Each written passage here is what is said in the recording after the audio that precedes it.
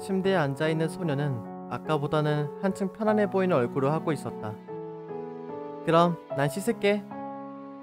가볍게 기지개를 켜며 나는 욕실로 발걸음을 옮겼다. 욕실을 먼저 소녀에게 양보하려는 생각을 하지 않은 건 아니었다.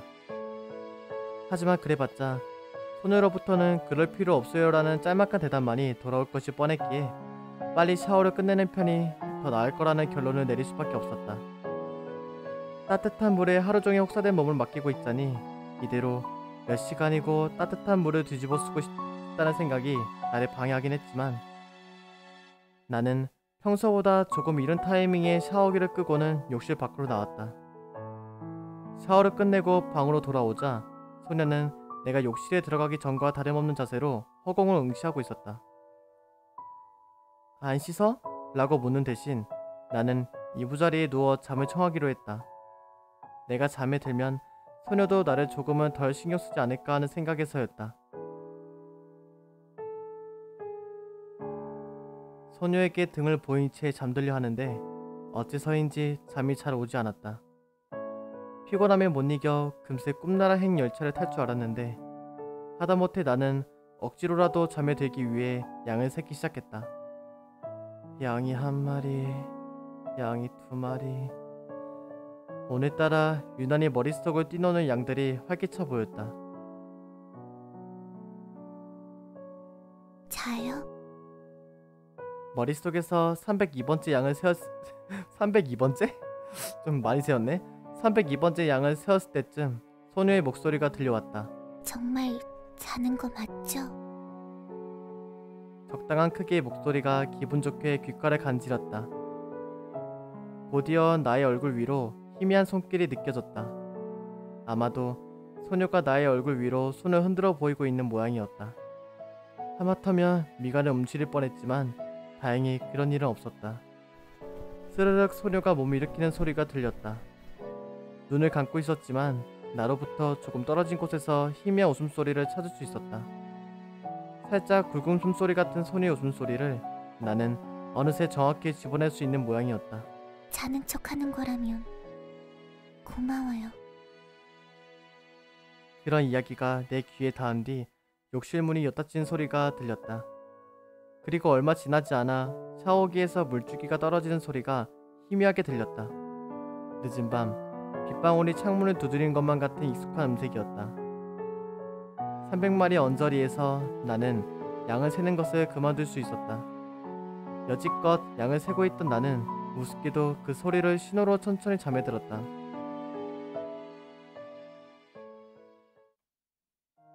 꿈을 꿨다.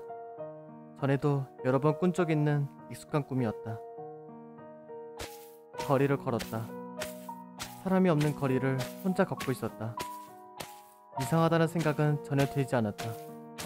오히려 발걸음 소리가 들려올 때마다 느껴지는 고요함이 더할 나위 없이 어울린다는 생각만이 들 뿐이었다. 그곳에는 아무도 존재하지 않았다. 당연히 그래야 한다는 것처럼 유미도, 현지도, 그리고 이름 모를 소녀도. 나는 이유 모를 쓴 웃음을 지었다.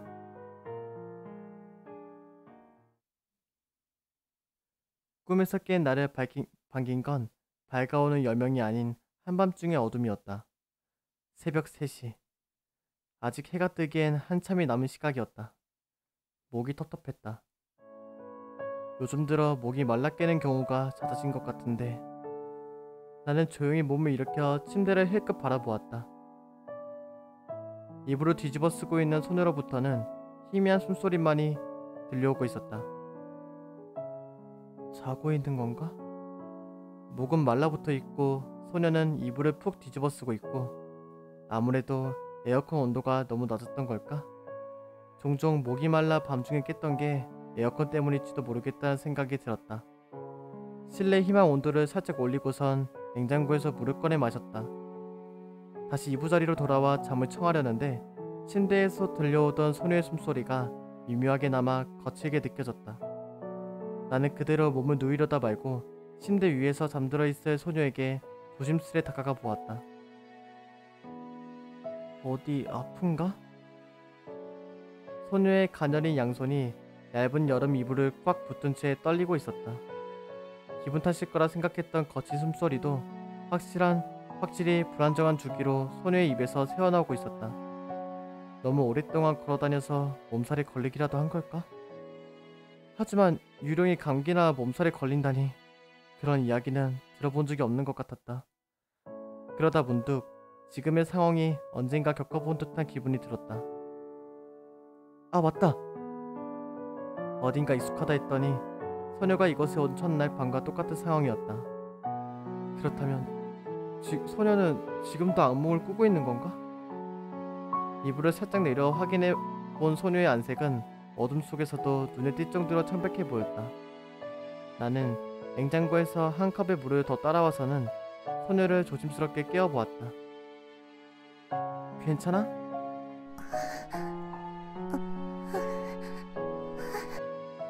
소녀는 나의 조심스러운 부름에도 여전히 잠에서 깨어나지 못하고는 악몽송을 헤맸다. 왜 진짜 괜찮냐는 말을 건네지 못했던 걸까? 죽음의 색을 마주할 때마다 소녀로부터 느껴지던 흐릿한 위화감. 여러 색이 뒤섞이면 새까매지는 것과는 달리 감정이랑 뒤섞이면 뒤섞일수록 빛처럼 새하얘져 버리는 걸까? 다른 사람과 눈을 마주치기 위해 항상 고개를 푹 숙인 채 길을 걸어다니던 소녀가 애써 바라본 죽음의 색은 분명 내가 상상하기도 힘든 감각들로 물들어 있었을 것이다. 금세 잠에서 깨어났던 그날과는 달리 피곤해서인지 소녀는 깊은 잠에 빠진 듯해 보였다. 소녀를 흔들어 깨워야 하나 아니면 그냥 이부자리로 돌아가는 수밖에 없으려나. 슬슬 몰려드는 새벽녘의 수면욕이 나의 선택을 재촉하고 있었다. 소녀를 깨운다 해도 다시 잠에 든 소녀가 악몽의 도로 빠져들지 말라는 법은 없을 테고. 어떡하지? 어떻게 해야 할까? 그 뒤로 내가 어떤 의식의 흐름에서 그런 선택을 하게 된 건지는 잘 모르겠다. 그저 그랬던 것 같다는 생각이 들었다. 소녀의 옆에 잠시 앉아 그녀의 머리를 쓰다듬으며 나는 지금은 존재하지 않은 오래된 팝송 하나를 조용히 흥얼댔다. 모든 것이 다 괜찮아질 거라는 멜로디가 소녀의 귓가에 연주되고 나의 손은 샴푸향이 여전히 남아있는 그녀의 머리카락을 천천히 쓰다듬는다. 기억에 남아있는 멜로디가 다 연주되었을 때쯤 소녀는 오컬트 부실에서 보았던 그 편안한 얼굴을 한 채 새근새근 잠에 들어 있었다.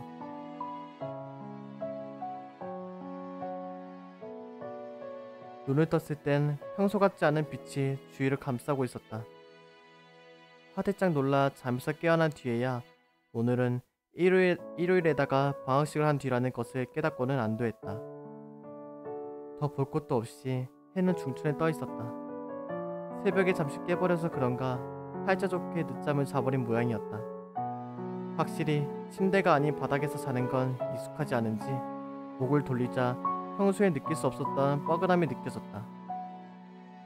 옆을 바라보자 소녀는 지난 새벽에 있었던 일은 아무것도 알아채지 못한 듯 잠에서 막 깨어난 나를 빤히 들여다보고 있을 뿐이었다. 왠지 소녀에게 게으름뱅이 같은 모습을 보여준 것 같아 괜히 머쓱했다. 언제 일어났어? 방금요. 소녀의 말투가 나를 관찰하는 것처럼 느껴진 건 분명 나만의 착각일 것이다. 소녀는 자신을 없는 존재 취급하라고 했지만 현지의 말이 맞았다. 어떻게 바로 앞에 있는 사람을 없는 존재 취급할 수 있다는 것인가? 게다가 나보다 아무리 많아도 한두 살 정도밖에 차이 나지 않는 또래 여학생의 시선을. 배는 안 고파? 조금요. 그럼 아침 준비를... 아니, 점심인가? 시계를 보니 이미 정오가 코앞이었다. 부엌으로 향하다 보니 배가 꼬르륵거리는 소리가 들려왔다. 늦게나마 내가 잠에서 깬 것도 배가 고팠었던 걸지도 모르겠다. 어제는 저녁을 좀 일찍 먹기도 했고 어쩌면 소녀가 조금요라고 자신의 의견을 조금이나마 내비친 것도 무척이나 배가 고파서 그런 건 아닌가 하는 생각이 들었다. 아무 생각 없이 냉장고를 열었다가 잊고 있었던 것이 떠올랐다. 아 맞다. 냉장고에 아무것도 안 남아 있었지.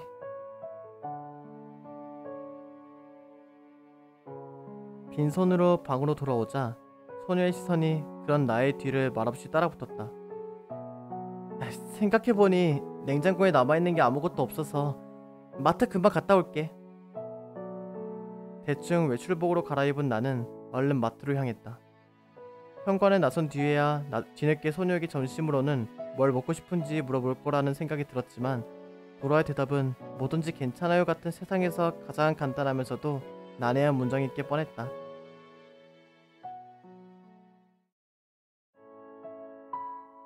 어제보다 한층 더 더워진 건지 잠깐 걸었을 뿐인데 이마가 땀에 젖었다. 15분 정도를 걸어 항상 식재료를 사러 들리는 집 근처의 작은 마트에 도착했다. 붉은색 카트를 몰고 식료품 코너 주변을 맴돌기 시작했다. 말은 작은 쇼핑몰이라 했지만 그건 어디까지나 A구역 중심부에 위치한 대형 쇼핑몰과 비교했을 때의 이야기다. 비교하자면 이곳은 있을 건 다 있을 곳이고 대형 쇼핑몰은 없어도 될 것까지 다 있는 곳이라고나 할까? 나는 익숙한 리듬에 맞추어 식료품 코너를 배회했다. 식료품 코너를 맴돌며 먹을거리들을 쇼핑카트에 이것저것 담고 난 뒤에서야 카트에 담긴 것들이라고는 하나같이 냉동식품이나 영양가 없는 즉석식품이란 것을 절감할 수 있었다. 여태껏 익숙해져 있던 몸의 궤적에 나도 모르게 기대어 있던 것이겠지. 잠깐 시야를 의식적으로 넓혀 유령 소녀가 좋아할 만한 것들을 찾아 주변을 둘러보았다. 소녀는 뭐든지 괜찮아요 라는 말을 항상 반복하겠지만 그렇게 선택의 폭을 한없이 늘려주는 것이 매번 달갑지만은 않은 법이다. 익숙해져 있던 몸의 궤적을 잠시 비틀어볼까 하고 다른 쪽으로 카트를 돌리려는 순간 나는 다른 쪽 쇼핑 코너에서 걸어오던 누군가와 우연히 눈이 마주친다. 예상하지 못한 곳에서 만나 그런지 유미는 내게 평소보다 더 환한 얼굴로 손을 흔들었다. 언제 다시 만나나 했는데 생각보다 금방 다시 보게 됐네. 나 역시 웃는 얼굴로 그녀에게 인사를 건네지 않을 이유가 없었다. 그러게 라며 유미에게 인사를 건넨 나는 그녀의 오른손에 들려있는 쇼핑 바구니를 힐끗 살폈다. 쇼핑 바구니에는 샐러드용 채소, 칼로리 밸런스, 탄산수, 그리고 무지방 우유 같은 것들이 들어있었다. 나는 교복 차림에 유미에게 말을 건넸다. 어디 갔다 오는 거야? 오늘 첫 멘토링 날이었거든. 아침에 애들 만나고 오는 길이었어. 깜빡 잊고 있었다. 방금 막 일어난 터라 나의 시간 감각을 기준으로 말을 꺼냈었는데 유미와 나는 하루의 출발점이 다르다는 것을 잊고 있었던 것이다. 잠시 우물쭈물하는 티를 보이던 나의 얼굴을 유미가 살핀다. 피곤해 보이네. 나의 안색을 확인한 유미는 금세 내 상태를 진단했다. 그래 보여? 혹시 방금 막 일어나서 마트 온 건 아니지? 어우 개천재네. 너무 정확한 진단이라 뜨끔한 소리가 절로 마음속에서 들려오는 것 같았다. 나 혼자뿐이라면 어제 일 때문에 피곤해서 그런 거라고 변명하고 스스로 납득할 수 있었겠지만 유미에게 그런 변명은 통하지 않을 게 뻔했다. 나의 침묵이 대답을 대신하는 동안 유미는 다 알겠다는 표정으로 나를 바라보았다. 나는 딴청을 피우며 계산대 쪽으로 카트를 밀었다. 유미가 뒤따라왔다. 아무래도 유미 역시 마찬가지로 장을 다 본 모양이었다. 그동안 유미의 잔소리가 계산대에 도착할 때까지 이어졌다. 둘이 결혼해라. 마트에서 집으로 향하는 방향도 같은 쪽이었기에 집으로 가는 길도 유미와 함께였다. 다행히 마트에서 빠져나온 뒤로 더 이상의 잔소리는 이어지지 않았다. 나는 유미와 사거리에서 나란히 서서는 신호가 바뀌기를 기다리고 있었다. 멘토링은 어땠어? 신호를 기다리다 말고 나는 유미에게 먼저 말을 걸었다. 나 가르치는데 소질 있나 봐. 그냥 선생님이나 할까? 며칠 전에 장래희망으로 연구원이라고 써내지 않았어? 그러게. 아무래도 부모님은 그런 쪽으로 전공을 정하길 바라는 것 같아서 요즘 교사한다고 하면 다들 뜯어 말리잖아. 하긴 그렇긴 하지. 횡단보도로 발을 내디디는 유미로부터 들려오는 심장박동을 느낀다. 항상 꿈을 이야기할 때면 묻어나오는 기분 좋은 두근거림은 마치 내게 딱 맞는 주파수처럼 들렸다. 오늘따라 조금 잡음이 섞인 것 같긴 했지만 부모님 권유였구나. 그렇지만 가르치는 게 재밌기도 하고 어떻게 해야 될지 모르겠어. 가볍게 한숨을 내쉰 유미가 나를 바라보았다. 너라면 어땠을 것 같아? 그런 질문을 해도 나는 내가 아니잖아. 그런가? 뻔한 대답이었지만 네가 행복할 수 있는 선택을 했으면 좋겠네. 뻔한 대답이라. 이었지만이 아니라 이지만. 너 이상하게 오늘따라 내 컨디션도 그렇게 좋진 않은 것 같다. 진짜. 그리고 무언가를 좋아한다는 건 그 사람에게 있어 엄청 특별한 거니까. 뻔한 대답이라고는 했지만 평소와 다르게 제법 진지한 나의 목소리에 놀라기라도 한 걸까? 눈을 천천히 깜빡이며 가볍게 생각에 잠기는 유미. 유미는 마치 내가 볼 수 없는 것을 보는 듯 새파란 하늘 어딘가에 시선을 고정하고선 집으로 발걸음을 옮겼다.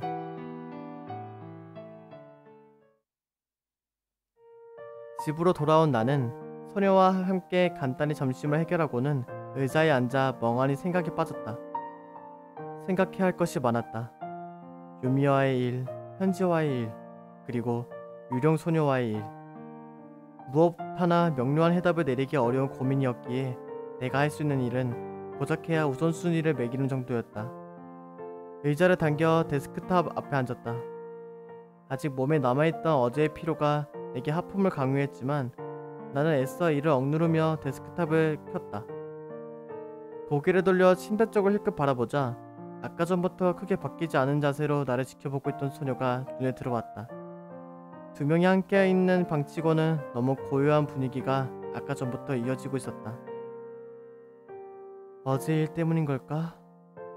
소녀는 아침부터 피곤한 건지 기운이 없는 건지 집안일을 할 때를 제외하면 자신의 두 배보다 조금 더 큰 크기의 침대에서 대부분의 시간을 보내고 있었다. 마치 그곳에서 벗어날 수 없는 것처럼 말이다.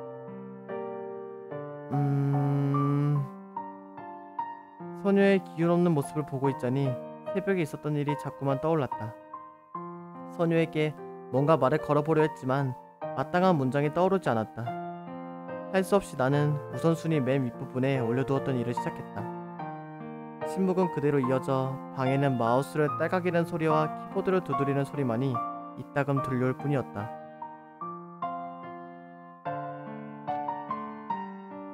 막상 두 번째로 찾아갈 장소를 정하자니 생각할 것들이 꽤나 많았다. 정확히 이야기하자면 마음에 걸리는 것들이 많았다고 해야겠지. 그런 것들 중 소녀의 힘없어 보이는 모습이 없었다고 한다면 그건 거짓말일 것이다. 그렇게 장소를 정하기 이전에 찾아볼 장소의 범위를 줄일 필요가 있었다.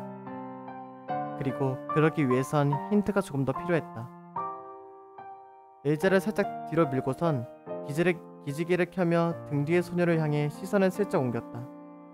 이름도 나이도 자신이 누구였는지 아무것도 기억하지 못하는 소녀가 자신을 증명할 수 있는 증거란 단 하나뿐이었다. 분명 어디서 본 기억이 있는데 꿈에서 본 것이 아니라면 분명 언젠간 어디선간 본 적이 있었던 교복이었다. 다만 문제라면 그 언젠가가 언제인지도 어디선가가 어디에서인지도 명확하게 기억나지 않는다는 것. 소녀의 출신 중학교를 얻게 된다면 의외로 쉽게 문제 해결의 핵심에 다가갈 수 있을지도 모르겠다고 생각했지만 소녀가 입고 있는 교복이 어느 중학교의 것인지를 알아내는 건 쉬운 일이 아니었다. 엠블럼도 이름표도 아무것도 남아있지 않은 평범한 디자인의 교복. 오랫동안 주변 중학교의 웹페이지를 찾아보았지만 소녀가 입고 있는 것과 같은 디자인의 교복은 보이지 않았다. 교복 디자인이 웹페이지에서 나와있지 않은 것도 있었고 최근에 교복 디자인이 바뀌어 사진과 다른 것도 덜어 있는 것 같았다. 그렇다고 근처 중학교의 교복 디자인을 모아둔 자료가 있을 리도 없고 결국 그렸던 것처럼 사망사고가 일어난 곳을 하나하나 찾아보는 수밖에 없나? 한참 제자리 걸음을 한 것 같다며 얼빠진 얼굴로 다시 기지개를 켜려다 말고 나는 문득 고개를 돌려 다시금 소녀를 바라보았다. 저기 있잖아.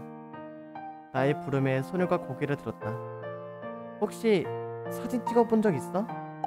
사진 말인가요? 나의 질문을 들은 소녀는 많은 소리를 내며 고민을 하더니 이내 평범한 대답을 내놓았다. 글쎄요. 찍어본 적이 한 번도 없는 것 같진 않지만 기억이 안 나네요. 아니, 살아있을 때 말고 유령이 되고 난 뒤에 말이야. 네? 당혹스러움이 섞인 시선이 나를 향한다. 소녀는 내 질문이 가진 의도를 도저히 모르겠다는 듯 나를 빤히 바라보았다. 왜? 간혹 유령이 사진에 찍히는 경우가 있잖아. 심령 사진이라든가 그런 것처럼 네 모습이 다른 사람의 눈에는 안 보이더라도 사진에는 찍힐 수 있지 않을까 해서. 심령 사진이라. 그럴 수도 있겠네요. 그런데 갑자기 사진이라니. 제 사진이 필요한 일이라도 생긴 건가요? 맞아. 아주 잠깐 여태껏 느꼈던 침묵과는 다른 느낌의 정적이 감돈다. 복회될 여지가 있는 발언이었던 걸까? 네 사진이 필요한 건 아니고 정확하게 말하자면 네 교복 사진이 필요한 거지. 소녀는 그제야 내 의도를 파악했는지 고개를 끄덕였다. 찾아보려는 거죠? 인터넷의 힘을 빌리려고. 충전기 위에 올려져 있던 휴대용 태블릿을 꺼내 들고는 카메라 기능을 켰다. 그러고는 침대 위에 앉아있는 소녀의 모습을 카메라 렌즈를 통해 바라보았다. 화면에 보이는 건 텅 빈 침대의 모습뿐이었다. 태블릿의 화면을 한 번, 그리고 태블릿의 너머 현실을 한 번 번갈아 바라보았다. 누가 거짓을 말하는 것이고 누가 진실을 말하는 것일까? 고작 태블릿 하나를 사이에 두고 비추어진 두 세상이 각기 다른 주장을 하고 있었다. 셔터 버튼을 누르자 찰칵하는 소리가 제법 날카롭게 들려왔다. 소녀를 향하고 있던 카메라 렌즈가 걷어지자마자 소녀는 곧장 침대에서 일어나 나를 향해 다가왔다. 어떻게 됐나요? 소녀도 궁금했던 모양이었다. 자신이 존재하다는 사실이 사진이라는 현상을 통해 증명될 것인지가 말이다. 역시 안 찍히네. 그러게요. 갤러리에 저장된 사진에서 소녀의 모습은 찾을 수 없었다. 그저 텅 빈 침대만이 이 사진 속의 피사체로 덩그러니 놓여있을 뿐. 소녀는 뭔가 허무한 듯 다시 침대로 돌아가 풀썩 몸을 누웠다. 시계를 보니 벌써 6시가 다 되어가는 중이었다. 평소 같았다면 지금 침대에 누워 무기력하게 시간을 보내고 있는 사람은 소녀가 아닌 나였을 텐데. 유령 소녀 덕분에 나는 지금 책상 앞에서 성실한 척을 하고 있었다. 유미도 그렇고 소녀도 그렇고 어쩌면 현지도 그렇고 내 주변에 나를 타의적으로 남아 성실한 사람을 연기하게 하는 사람이 있어서 다행이라고 해야 할까? 연기라. 생각해보니 나는 이미 다른 사람을 연기하고 있는 중이었지? 어쩌면 이 말도 안 되는 세상에 거짓을 말하고 있었다 해도 나는 그리 놀라지 않을지도 모른다. 다시 한번 갤러리에 저장된 사진을 바라보며 그렇게 생각했다. 1시간 정도를 더 컴퓨터 앞에 앉은 채 보냈다. 이렇게 오랫동안 한 가지 일에 집중을 한 적이 언제였나 싶을 정도로 오랜 시간을 보낸 듯하다.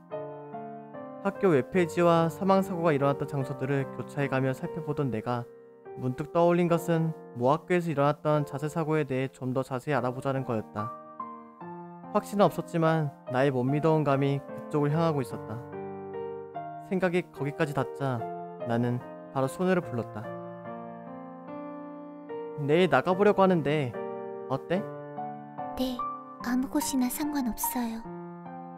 아니 그게 아니라 몸은 좀 괜찮나 해서 물어본 거야. 몸이요? 응. 어제 너무 많이 걸어서 피곤한 건 아닌가 해서. 괜찮아요. 움직일만은 하니까. 침대에 걸쳐 앉아있던 소녀는 다리를 아래 위로 2번씩 갖다 대더니 자리에서 폴짝 일어나 내 뒤로 다가왔다. 내일 갈 곳은 어디로 정했나요? 여기 B구역에 있는 중학교에 가보려고. 나는 의자를 살짝 옆으로 틀어 소녀에게 모니터 화면을 보여주었다. 소녀는 모니터를 보더니 흐음하고는 짤막한 소리를 내었다. 다른 곳은 아직 생각 안 해뒀나요? 내일은 저기 한 곳만 가볼 거야. 한 군데만요?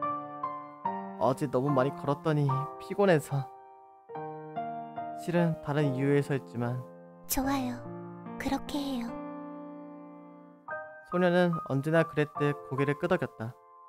자리에서 일어나 시각을 확인하고 살짝 늦은 감이 없잖아 있는 저녁을 소녀와 함께 먹었다. 여전히 2인분치를 요리하는 건 익숙지 않은지 식탁에 올려진 요리는 지난번보다 나았지만 여전히 엉성한 건 그대로였다. 과하기 시작한 뒤 첫 번째 주말이 그렇게 지나갔다.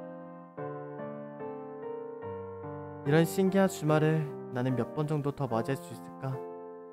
그리고 이런 주말이 끝나고 난 뒤엔 나는 조금은 달라져 있을까?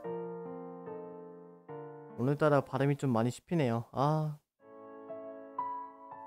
어제보다는 조금 이른 그제와 비교하자면 조금 늦은 시각에 잠에서 깬 우리는 간단히 뱃속을 채우고는 열차를 탔다. 목적지는 어제 이야기했던 대로 B구역에 있는 한 중학교였다. B구역 터미널에 도착해 밖으로 나오자 어제 잠에서 막 깨어났을 때 바슴직한 높이에서 태양이 우리를 비추고 있었다. 소녀와 함께 목적지를 향해 걸었다. 보도블록 위로는 새까만 그림자가 들이온다.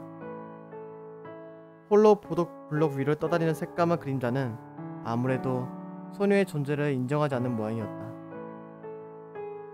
중학교라고 했죠? 거기선 어쩌다 사람이 죽은 건가요? 자살이래. 옥상에서 뛰어내렸다나? 그런가요? 예상대로 무덤덤한 반응이었다. 일면식도 없는 생판 남의 이야기를 들은 것처럼 말이다. 나는 이야기를 이어갔다. 자살이라는 것에 대해서는 어떻게 생각해? 소녀가 조금이나마 이야기 속에 자신을 대입시키길 바랐던 걸까?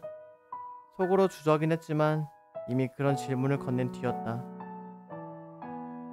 소녀는 입술을 슬며시 깨물더니 이내 입을 열었다. 글쎄요. 살아있었을 적에 제가 어떻게 생각했을지는 잘 모르겠지만 왠지 그리 멀리 있지는 않은 느낌이에요.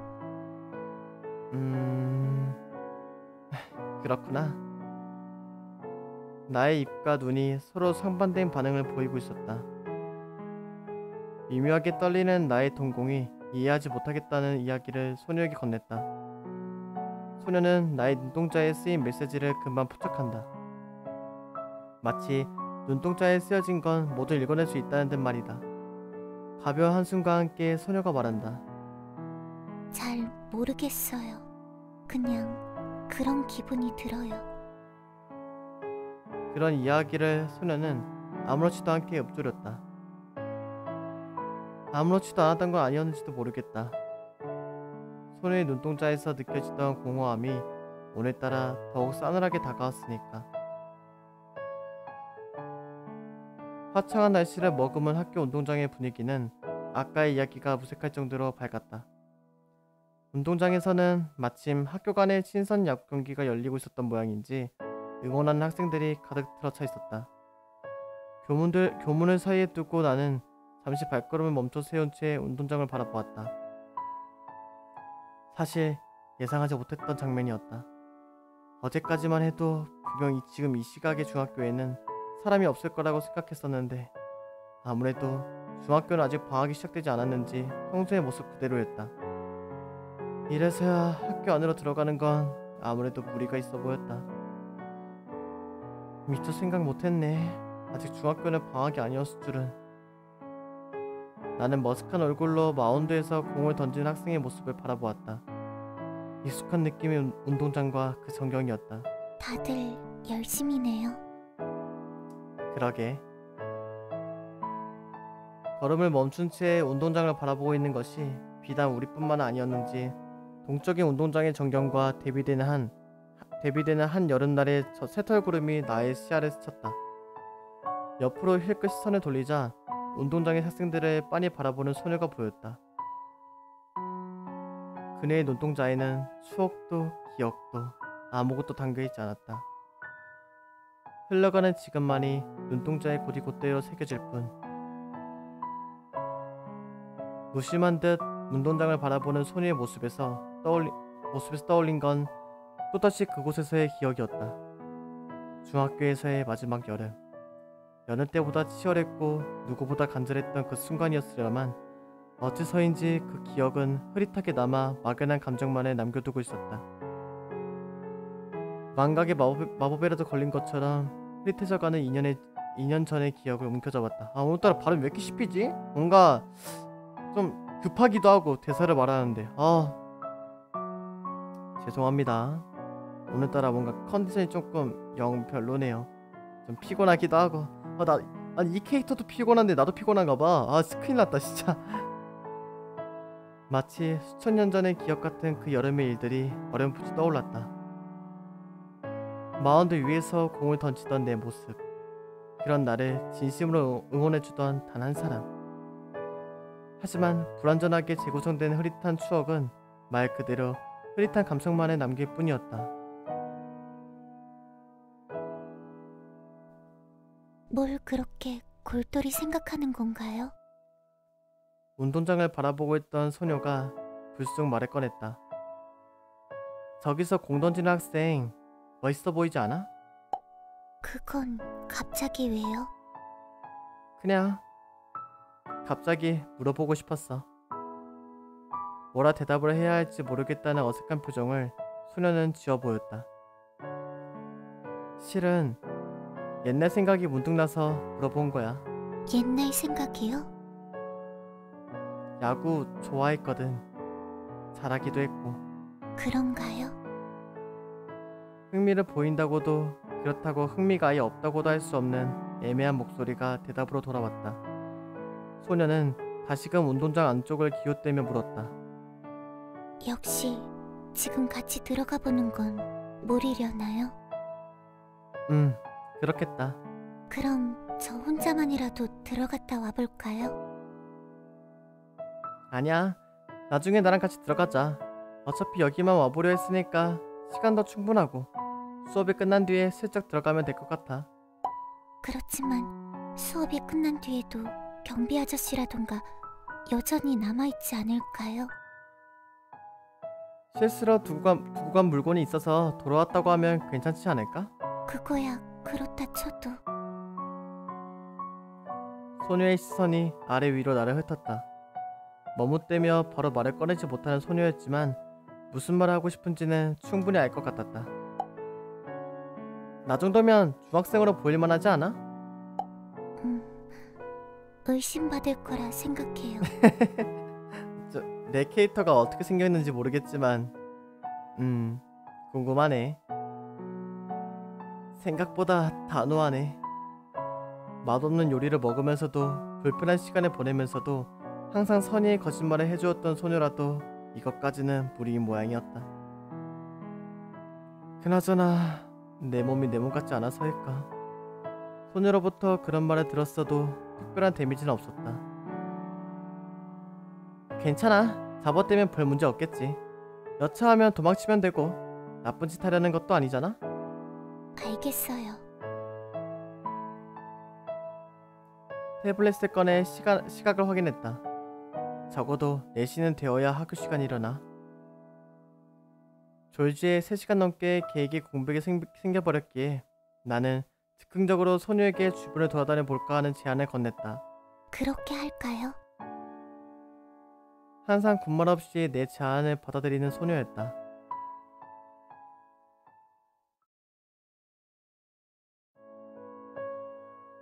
무작정 길을 걷다 보면 어딘가에 필연적으로 도착하기 마련이다. 집으로 돌아가는 길을 찾아 외딴 산속을 헤매던 헨젤과 그레텔이 그랬듯 말이다. 그렇다. 어쨌거나 최후의 발걸음이 닿는 곳은 달콤한 향이 풍겨오는 곳이라는 거다. 나는 목적지 없이 아무렇게나 내딛던 발걸음을 한 디저트 카페 앞에서 멈춰 세웠다. 여기 잠깐 들려서 시간이나 때우다 가는 건 어때? 디저트 카페인가요? 소녀는 고개를 들어 체스트넛이라 쓰여있는 간판에 올려다보았다. 왠지 달콤함이 달콤함이 묻어있는 것 같은 네이밍이었다. 잠시 생각에 잠기더니 소녀는 이내 나를 향해 말했다. 어울리지 않는 장소긴 하지만 사람만 없다면 나쁘진 않을 것 같아요.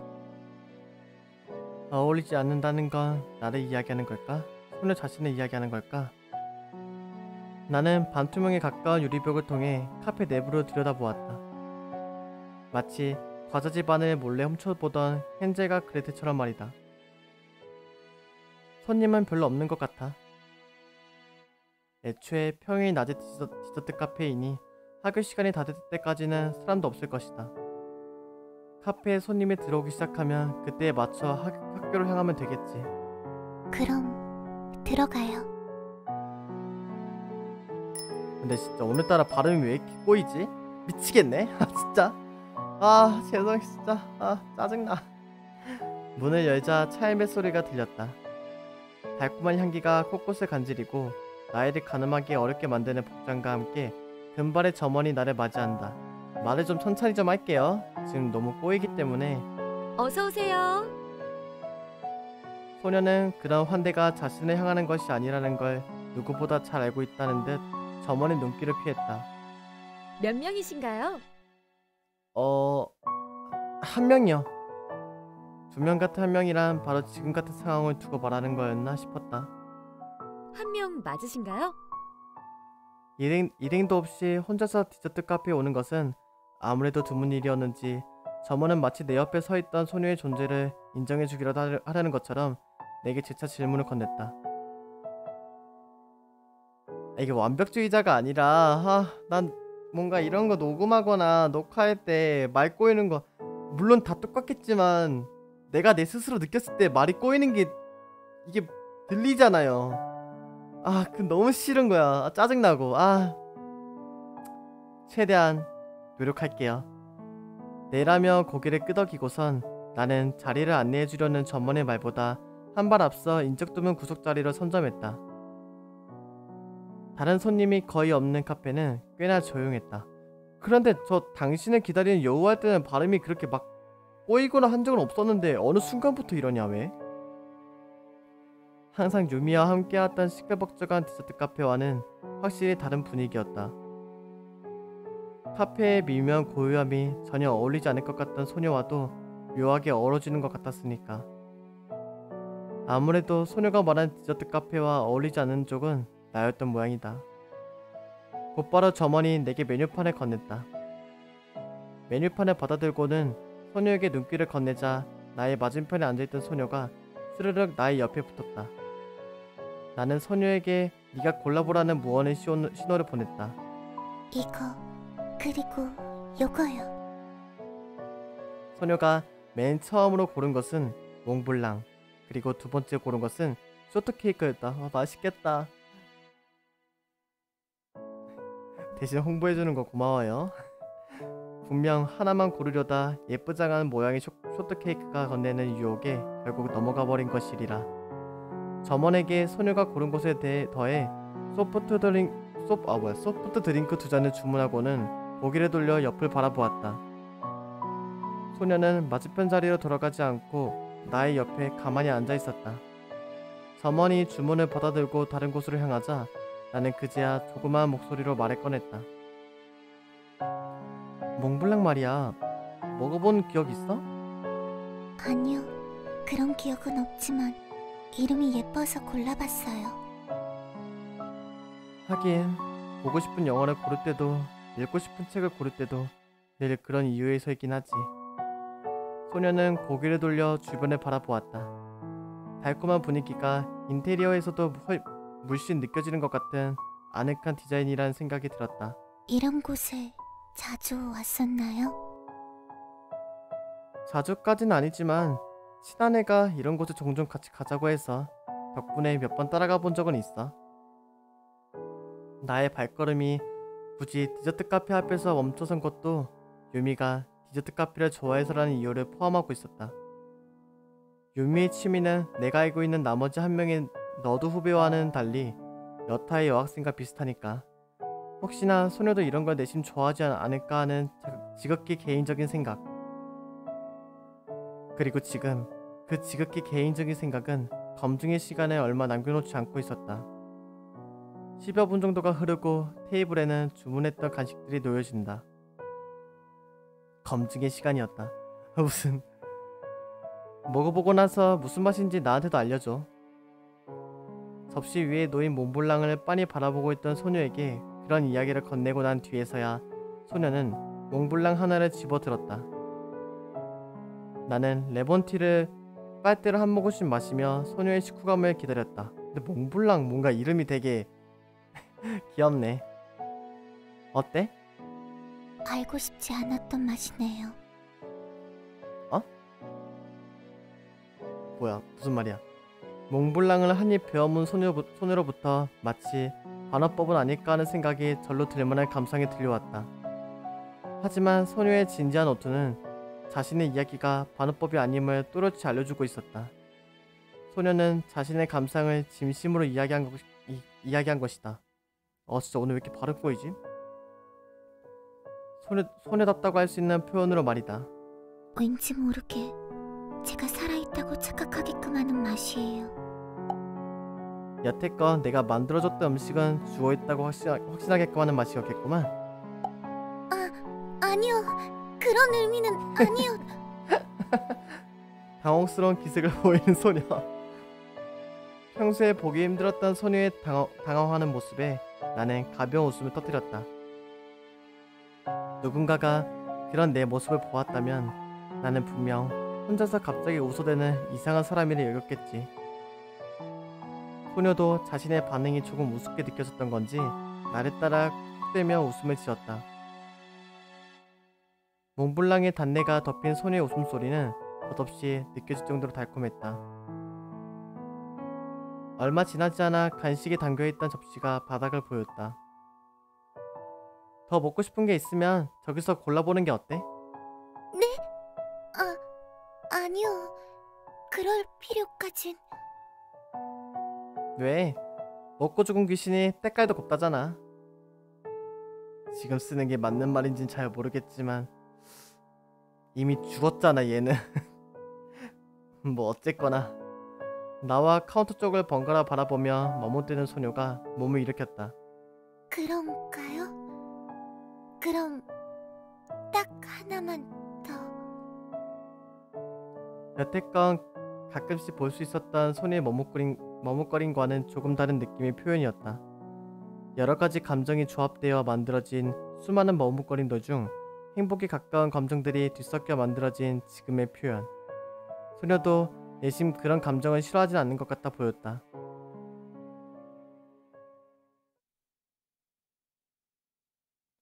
시간이 흘러 카페에 한 명씩 사람이 들어차기 시작하자 우리는 예정했던 대로 자리에서 일어나 밖으로 향했다. 카페를 나서는 나의 등 뒤로 저만의 따가운 시선이 느껴졌다. 분명 소녀와 이야기를 나누는 나의 모습이 중얼중얼 혼잣말을 늘어놓는 이상한 사람처럼 보였던 거겠지. 하굣길이라 그런지 사람이 많네. 사람을 피해 카페 밖으로 나온 거라고 하기엔 거리에도 제법 많은 사람들이 걸어다니고 있었다. 인파에 섞여 길을 걸으며 소녀는 이리저리 고개를 돌려 자신을 스쳐 지나가는 시선을 피했다. 그러다 잠시 이곳저곳에 타인의 시선이 닿지 않는 장소를 향하던 소녀의 눈길이 어느 한자리에 머무른다. 잠시 다른 쪽으로 시선이 향하곤 했지만 네대 발걸음을 떼는 동안 소녀의 시선은 대부분 한 곳에 머물러 있었다. 소녀를 따라 그곳을 바라보았다. 골목길로 접어드는 자리에 위치한 자그마한 게임센터. 소녀에게 이런 취미가 있다는 생각은 들지 않았다. 몇 걸음 더 게임센터 쪽으로 가까워지자 나는 그제서야 소녀가 바라보고 있던 것이 무엇이었는지 알아챌 수 있었다. 나는 소녀의 눈길이 닿은 그곳에 발걸음을 우뚝 멈춰 세웠다. 저 인형 갖고 싶은 거야? 아니요. 딱히 그런 건. 나의 물음에 소녀는 머스칸 티를 잔뜩 내며 대답을 건넸다. 소녀에게 있어 타인의 눈동자란 운명의 창이듯 내게 있어 소녀의 눈동자는 감정의 창이다. 소녀도 이를 알고 있었는지 고개를 돌려 나의 눈길을 피했다. 하지만 이내 소녀의 시선은 한 바퀴를 돌아 원래의 자리로 돌아온다. 소녀가 바라보고 있던 건 각양각색의 인형이 들어있는 인형 뽑기 기계였다. 여러모로 중학생답지 않은 면모를 보이는 소녀였지만 어쩌면 그런 부분 하나하나를 모아 평균을 내어 본다면 정확히 중학생 정도로 맞아 떨어질지도 모르겠다는 생각이 들었다. 우리 조금만 더 시간을 낭비하는 건 어때? 그래도 괜찮겠어요? 어차피 어둑어둑해지기 전까지는 이런 외부인 티나는 차림으로 학교에 들어가면 경비 아저씨한테 곧장 의심받을 테고. 그렇다면 어쩔 수 없죠. 나는 소녀를 이끌고 인형 뽑기 기계 앞으로 향했다. 정말 어쩔 수 없어서 그러는 거라며 소녀는 순수히 나의 뒤를 따랐다. 사람은 그리 많지 않았다. 오히려 한적하다는 편이 더 정확하겠지. 인형 뽑기 기계 앞에 선 나는 소녀에게 꽤나 자신만만한 목소리로 말했다. 뭘로 뽑아줄까? 저기 아래쪽에 보이는 곰인형으로 부탁해요. 아, 이렇게 생겼구나. 잘생겼는데? 주인공 잘생겼는데요? 소녀가 가리킨 건 인형 뽑기 기계 아래편에 놓여있는 흰색 곰인형이었다. 둘이 잘 어울린다, 이렇게 보니까. 과연? 오! 아! 와! 아까워라, 진짜. 점점점점. 뭐야. 아, 뭐 저기서 떨어져 버리냐. 점점점점점점. 되게 안쓰러워하는 표정이야, 씨. 금방 뽑아낼 수 있을 줄 알았던 곰인형은 번번이 집게손 끝에서 아슬아슬하게 떨어져 버렸다. 근데 진짜 인형 뽑기 하다 보면 그 있잖아요, 완전 뭔가 될 것 같은데 안 돼. 그게 바로 인형 뽑기에 돈 많이 쓰게 하는 그거죠. 차라리 사고 말지. 처음엔 단순히 시간을 때우기 위해 인형 뽑기 기계로 코인을 넣었던 거였지만 이젠 자존심 문제에 가까웠다. 나의 옆에 선 소녀는 인형이 집게손에서 떨어질 때마다 안타까운 반응을 보여주고 있었다. 물론 얼마 정도 시간이 지나고 나자 안타까움이 묻어나야 할 반응에서는 안쓰러움이 그 자리를 대신했지만 말이다. 결국 학교에 도착한 건 어슴푸레한 어둠이 발끝을 감싸기 시작했을 무렵이었다. 인형 하나 뽑는다고 얼마나 쓴 거예요? 걱정 마, 그리 많이는 안 썼으니까. 소녀의 손에는 그녀가 원했던 새하얀 곰인형이 쥐어져 있었지만 상처뿐인 영광이라는 말이 딱 어울려 보였다. 그래도 다행히 곰인형 뽑긴 뽑았네. 철없는 동생을 나무라 듯한 소녀의 말투에 나는 머쓱한 웃음으로 일관하며 교문 근처를 서성였다. 최대한 경비의 감시를 받지 않으며 교내로 들어갈 수 있는 최적의 장소가 어디일까? 해답은 의외로 금세 찾을 수 있었다. 여기 넘어갈 수 있겠어? 주차장과 연결된 학교 건물 뒤편의 담자락을 시범삼아 넘어 보이며 나는 소녀에게 물었다. 불량 학생이네요. 담 넘는 거 엄청 능숙해 보이는걸요? 근데 어릴 땐 진짜 담 많이 넘었던 것 같은데? 왜냐면 이제 막 지각을 할 것 같아. 그 담을 넘어야 돼. 그러면 담 넘어야지. 그러는 너도 능숙해 보이는데? 기분 탓일 뿐이에요. 그런 이야기를 하며 소녀는 자신의 눈높이 정도 되는 담장에서 펄쩍 뛰어내렸다. 이제 어디로 가면 되나요? 옥상 쪽으로 갈 거야. 아, 맞다. 학교 옥상에서 뛰어내렸다고 했죠. 낮에 학교에서 들려오던 시끌벅적함은 어디로 가고 밤을 맞이한 학교에 남아있는 건 오직 고요함 뿐이었다. 나는 발걸음 소리를 최대한 죽여가며 소녀와 함께 학교 옥상으로 향했다. 어둠이 슬슬 깔리기 시작하는 복도의 분위기는 마치 게임 속으로 들어온 듯한 느낌이기도 했다. 계단을 걸어 올라가며 주변을 살짝 기웃거려 보았지만 학교 건물 안에 있는 사람은 오직 나밖에 없는 모양이었다. 다들 이미 퇴근을 한 뒤인지 교무실에서도 아무런 인기척이 느껴지지 않았으니 말이다. 계단을 오르는 발걸음 소리가 옥상으로 향하는 마지막 길목 앞에서 끊어졌다. 옥상으로 이어지는 문 앞에 선 나는 당혹스러운 기색을 내비치는 수밖에 없었다. 닫혀있네. 그런 일도 있었으니 닫혀있을 만도 하지 않을까요? 하긴 그렇겠다. 문은 굳게 잠겨 있었다. 손잡이에 손을 갖다 대자 묻어있던 먼지 조각이 만져졌다. 그런 일이 있고 난 뒤로부터 이 정도의 시간이 흘렀다는 걸 알려주는 흔적이었다. 그럼 이제 어떡하죠? 어쩔 수 없네요 라고 말하는 듯한 소녀의 눈길이 내게 닿는다. 어쩔 수 없네. 돌아가야겠다. 라고 대답하며 발걸음을 돌리는 것이 일반적인 나의 반응이었겠지만 교무실에 열사함이 있지 않을까? 나쁜 짓은 안 한다지 않았나요? 내가 그랬었나? 가끔 그런 날이 있다.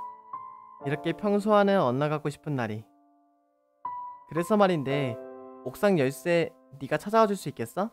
알겠어요. 야, 바로 시켜버리네. 소녀는 난간 아래쪽으로 고개를 내밀어 주변을 살피더니 이내 교무실로 향했다. 소녀가 아래층으로 내려가 열쇠를 찾는 동안 나는 뒤죽은 듯 조용히 시간을 보내는 것밖에는 달리 할 일이 없었다. 조용했다. 내뱉는 숨소리, 침 삼키는 소리, 그리고 내 안에 누군가가 나를 부르는 소리가 또렷이 들려오기 시작했다. 오랜만이었다. 밤에 학교에서 이런 소리를 듣는 것은. 문 앞에 서서는 아무것도 하지 않은 채 몇 분 정도를 흘려보냈던 걸까? 들려오는 소리에 가만히 귀를 기울이던 중 아래층에서 이질감이 느껴지는 발걸음 소리가 들려왔다. 난간 아래로 고개를 내밀자 그대로 위쪽을 바라보며 계단을 걸어 올라오던 소녀와 눈이 마주친다. 소녀는 내게 열쇠를 건넸다. 소녀가 건넨 열쇠에는 그녀에게서 느껴지던 한기가 그대로 묻어 있었다. 문이 열리며 삐걱대는 소리가 순식간에 사방으로 흩어졌다. 혹시나 한 생각에 주변을 살폈지만 다행히 인기척은 전혀 느껴지지 않았다. 저도 이 부금 너무 좋아요, 진짜 개인적으로.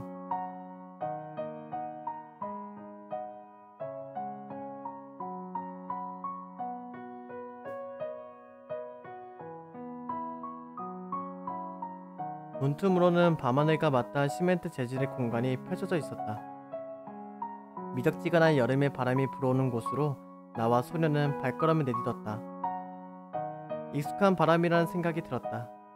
아무것도 없네요. 그야 옥상일 뿐이니까. 텅 빈 옥상을 바라본 소녀의 감상이 전해진다. 나는 소녀와 함께 난간 쪽으로 터벅터벅 걸어갔다. 차가운 철제 난간대에 팔을 얹으며 익숙하다는 감각을 느꼈다. 되게 이쁘다. 시선 아래로 펼쳐지는 적당한 배율의 풍경부터 마치 소리 없는 아우성처럼 산들산들 불어오는 바람까지 익숙하디 익숙한 감각에 오늘따라 나답지 않은 선택을 연발한 이유도 어렴풋이 알 것 같다는 생각이 들었다. 가만히 불어오는 바람을 느끼며 나는 소녀와 함께 가만히 그 순간을 흘려보내고 있었다. 무엇을 위해 이곳으로 온 건지도 잠시 잊은 채 말이다. 근데 풍경이 저러면 순간 진짜 넋놓고 있을 수밖에 없... 누군가가 당신에게 죽고 싶다라고 얘기하면 그땐 어쩔 건가요? 넋놓고 있을 수밖에 없겠죠. 저런 풍경이라면. 나의 옆에서 밤하늘을 멍하니 바라보고 있던 소녀가 대뜸 엉뚱한 이야기를 꺼냈다. 엉뚱한 이야기였을 것이다. 대뜸 그런 이야기를 꺼내면 누구라도 엉뚱한 이야기라 생각할 테니 말이다. 하지만 어째서인지 심장에서부터 무언가가 쿵쿵 울려 퍼지고 있었다. 글쎄. 하긴 이런 얘기 저랑 해봤자 아무 의미도 없겠죠. 자조한 듯한 목소리로 소녀가 허무한 표정을 지었다. 이곳에서 떨어진 여학생은 죽기 전까지도 그 얘기를 되새겼나 봐요. 그랬던 건가? 밤하늘을 보고 있던 줄로만 알았던 소녀의 눈동자에는 달빛 대신 죽음의 색이 새겨졌던 모양이었다. 소녀는 아무렇지도 않은 척 이야기를 계속 이어갔다. 자기가 누군가에게 건넨 죽고 싶다라는 말에 대한 대답을요. 어떤 대답을 들었길래? 죄송합니다. 어떤 대답을 들었길래? 글쎄요. 저도 잘 모르겠어요. 하지만 그 여학생이 내린 결론은 아무래도 나는 죽어도 괜찮다였던가 봐요. 잘 모르겠어요. 정말 아무것도 아닌 것 같은 기분이에요. 그렇구나. 조금만 더 시간을 낭비하다 갈까요? 의도치 않게 소녀의 팔이 나의 팔꿈치에 닿는다. 심장은 지치지도 않고 무언의 아우성을 질러대고 있었다. 익숙한 기분이 들었다. 매번 이렇게 옥상에 앉아있으면 외계인이 내게 교신을 보내듯 누군가의 목소리가 들렸으니까.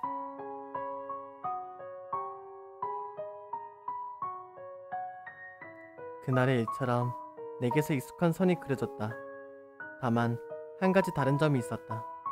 언제나 방향을 잃고 뭉개지던 목소리가 이번엔 주파수를 올바르게 잡은 라디오의 음성처럼 차분히 들려왔다. 천천히 선이 이어지기 시작했다.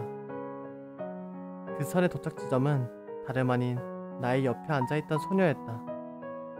알 수 없었다. 이 이어짐이 의미하는 바가 무엇이었는지. 낮과 밤이 이어지듯 소녀와의 이어짐에서 떠올린 기억은 또다시 그때의 일이었다. 한여름밤의 바람을 맞으며 떠올린 기억은 또다시 그때의 추억이었다. 지금은 막연해져 버린 꿈이라는 것이 또렷했을 그 무렵의 이야기. 들었어? 우리 학교 야구부가 처음으로 전국대회에 진출했다는 거? 어제 최종 예선전 구경했는데 선발로 나온 3학년 선배 말이야. 완전 멋져 보인 거 있지? 중학교 3학년생이었던 과거의 나는 전국대회에서 우승하겠다는 1년만으로 마운드에서 공을 던진 모양이었다. 그의 여름은 꼭 나를 중심으로 돌아가고 있는 것만 같았다. 유미에게서 느껴졌던 그 기분 좋은 두근거림이 과거의 내게서도 느껴지고 있었다. 무언가를 위해, 그리고 누군가를 위해. 분명 기억하기론 결승까지 올라갔던 것 같은데 귓가에 맴도는 응원소리가 익숙하게 느껴졌다. 익숙한 시선과 음성, 따뜻한 목소리와 시선이 흐릿한 기억이 뒤섞여 사라져간다. 그 목소리가 나의 귓가를 맴돌았지만 라디오를 막 켰을 때 흘러나오는 항상 듣던 채널의 주파수인 것처럼 익숙한 목소리라는 느낌만이 애매하게 들 뿐이었다. 소녀와 나는 그로부터 몇 분 정도를 더 말없이 난간대에 기대어 시간을 보냈다. 조금만 더 이들을 잊고 싶다는 생각이 나로부터 뻗어가던 직선처럼 이어졌지만 먼저 난간대에서 손을 뗀 건 소녀 쪽이었다. 소녀가 난간대에서 손을 떼자 서로를 종이컵 무전기처럼 이어주던 실도 그대로 툭 끊어져 버렸다.